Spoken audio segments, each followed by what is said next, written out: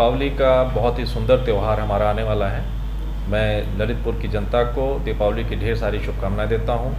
साथ ही ये अनुरोध करता हूं कि दीपावली में अपनी सुरक्षा रखें, अपने बच्चों की सुरक्षा रखें। साथ ही इस बात का भी ध्यान रखें कि कोविड का अभी संक्रमण ख़त्म नहीं हुआ है।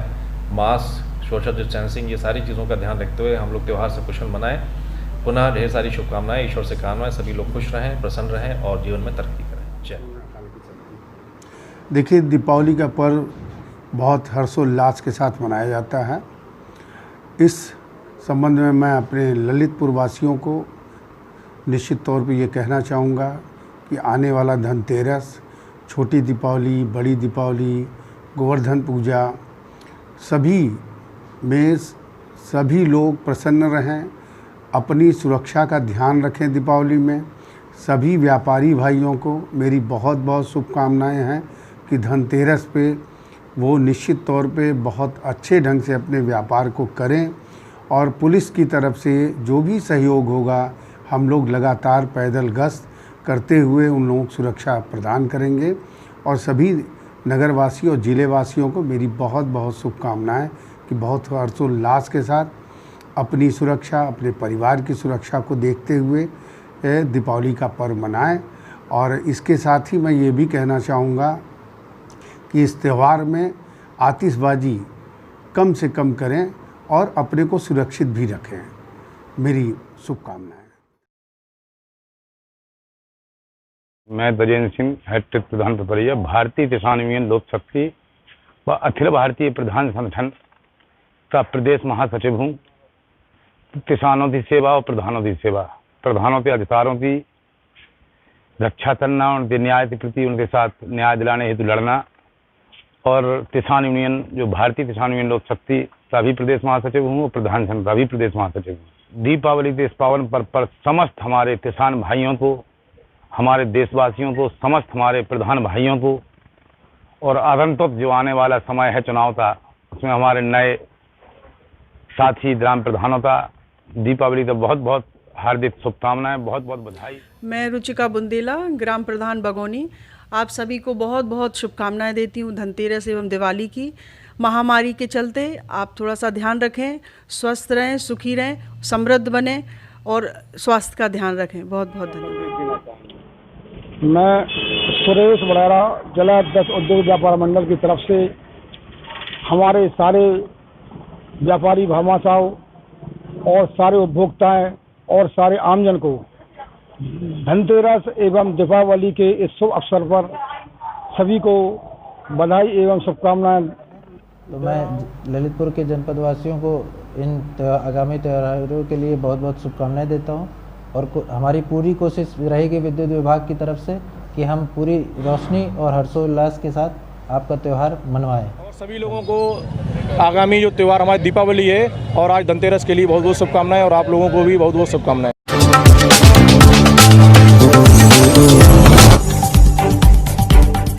ललितपुर लाइव टीवी की संपूर्ण टीम को ओर से सभी ललितपुर लाइव टीवी के दर्शकों को दीपावली की बहुत बहुत शुभकामनाएं।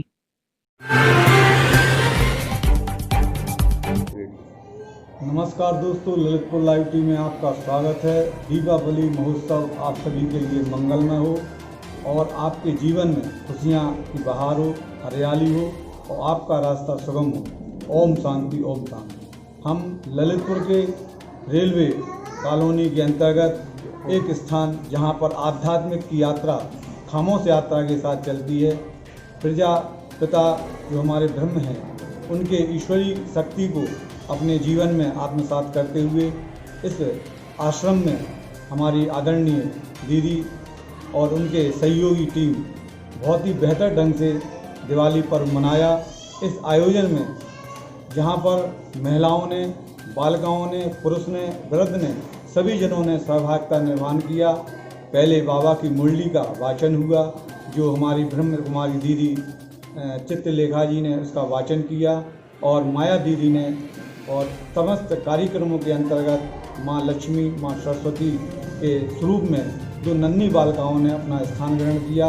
इस आयोजन को अद्भुत बनाने के लिए, बेहतर बनाने के लिए आश्रम के सभी सहयोगी दीदियों ने अपना योगदान दिया। इसमें ब्रह्म कुमार की भूमिका अदा करने वाले रामस्वरूप साहू और उनकी टीम जय नारायण और हमारे सहयोगी इस आयोजन के समापन बेला पर जहां मंगल दीपों को प्रत्येक हाथ में सजाया गया और ये मंगल दीप की दीपमाला अपने आप में शांति का संदेश सद्भावना का संदेश दे रही थी। हर हाथ में दीपक था, जलता हुआ दिया आत्मा को प्रतिबंधित कर रहा था और बाबा के संदेशों को जन जन तक प्रचारण कर रहा था। इस तरह ईश्वरी विश्वविद्यालय की शाखा जो ललितपुर में है, जो रेलवे कॉलोनी के पास स्थित है, वरदानी भवन कहलाता है और यहाँ पर ब्रह्म कुमारी सुलेखा जो चित्रलेखा दीदी हैं, उनके निर्देशन में बहुत ही बेहतर कार्यक्रम हर गुरुवार को गुरुवाणी मुरली का वाचन होता है। इस आश्रम में जहाँ आध्यात्मिक की यात्रा होती है, इसमें जुड़े हुए पहलू में जो पुरुष अपने प्रसाद का आगम और अपना आध्यात्मिक की यात्रा में सम्मिलित होते हैं। हम बात करते हैं इस आश्रम के बहुत ही पुराने हमारे कार्यकर्ता सदस्य रामस्वरूप साहू। ओम शांति। प्रजापिता ब्रह्म कुमारी विश्वविद्यालय, यहाँ पर जो प्रदत्त शिक्षाएँ हैं वो डायरेक्ट परमपिता परमात्मा ईश्वरीय शक्ति है, उसके द्वारा हम लोगों को ज्ञान दिया जाता है। प्रजापिता ब्रह्मा इस ज्ञान के साकार रूप में हमारे माध्यम बने। जो 1937 में इस विश्वविद्यालय की स्थापना हुई तो दादा लेखराज, जिनको परमपिता परमात्मा ने प्रजापिता ब्रह्मा का साकार नाम दिया, उनके माध्यम से जो मुरलियों का या जो वाणी का उच्चारण हुआ वो हम और आप आज के समय में सुनते हैं। और आज हमारे प्रत्येक विश्व के 140 देशों में मुरली का प्रसारण होता है। सभी लोग एक साथ एक समय पर इस मुरली को सुनते हों।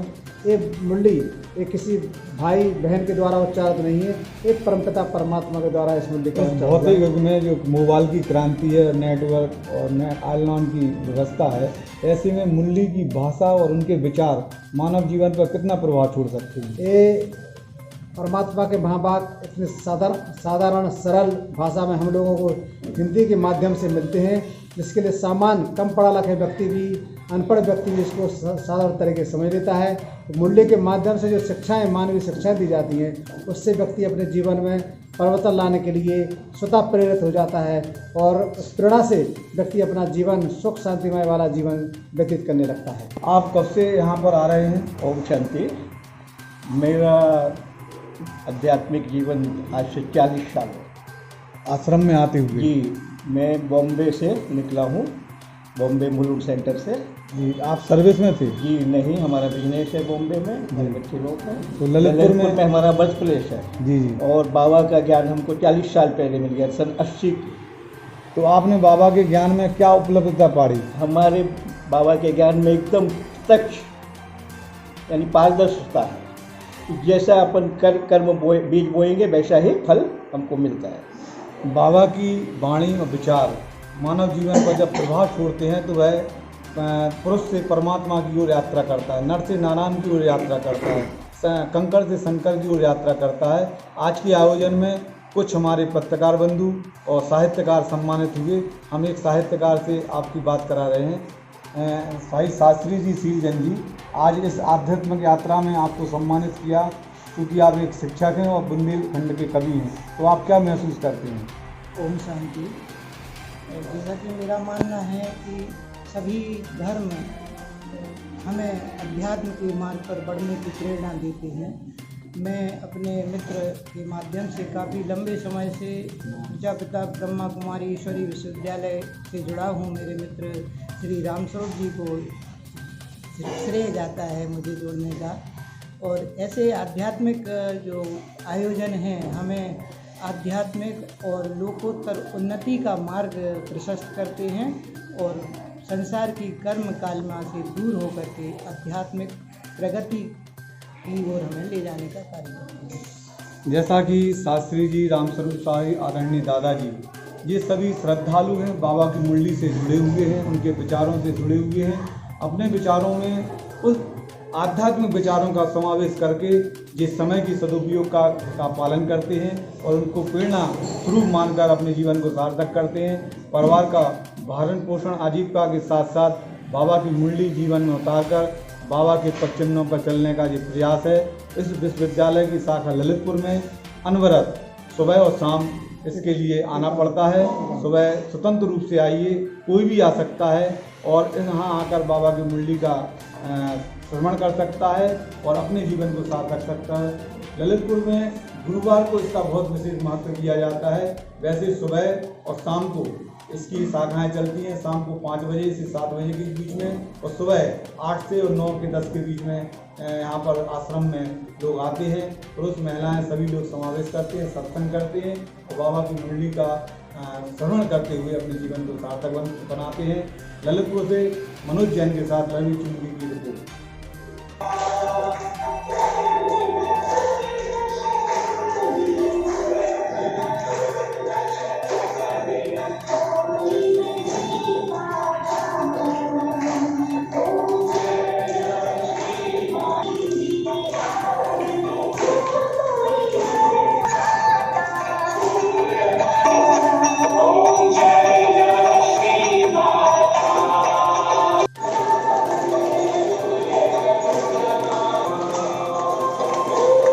सदा आपके जीवन में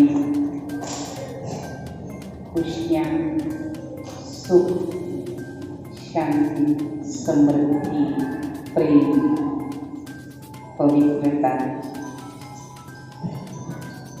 बरसता है। इन दिव्य खजानों से आप सदा भरपूर रहें, संपन्न रहें। यही हमारी इस दीपमाला की रोशनी के पर्व की शुभकामनाएं हैं, शुभकामनाएं। आप यहाँ पर देख रहे हैं माँ लक्ष्मी के चैतन्य स्वरूपों को।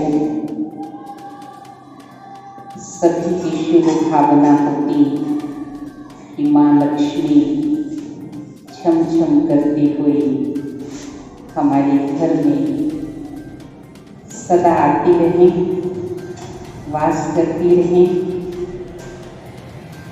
तो भी आप चैतन्य रूप में लक्ष्मी को देख रहे हैं। तो एक बार